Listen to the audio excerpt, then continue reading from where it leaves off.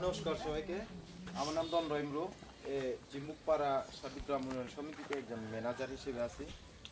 আমি এই সমিতিতে লোন নিয়েছি। এই লোনের টাকা দিয়ে আমি এই দাঁড়ার মতো প্রথমে আমি মুরগি পালাই। মুরগি পালন থেকে লাভবান হওয়ার পরে সেটা দিয়ে আমি এখন একটা দোকান খুলেছি। সেটা দিয়ে ব্যবসা কন্টিনিউ করতেছি আর কি। এটা প্রথমে আমার খুবই ভালো লাগছে, আমার খুবই উপকার হয়েছে।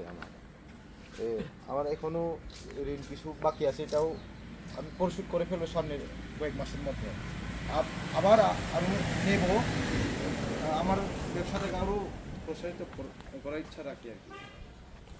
সেটা খুবই ভালো লাগছে আমার। আর আমরা সারা জীবন এই সমিতিটা আগায় নিয়ে যাব। বড়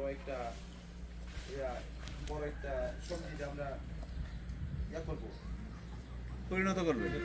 আচ্ছা, ধন্যবাদ। জি ধন্যবাদ। আচ্ছা, আপনার দুইজনের কথা শুনলাম, প্রশংসা করছে দুইজন। কোনো সমস্যা হচ্ছে না আপনাদের?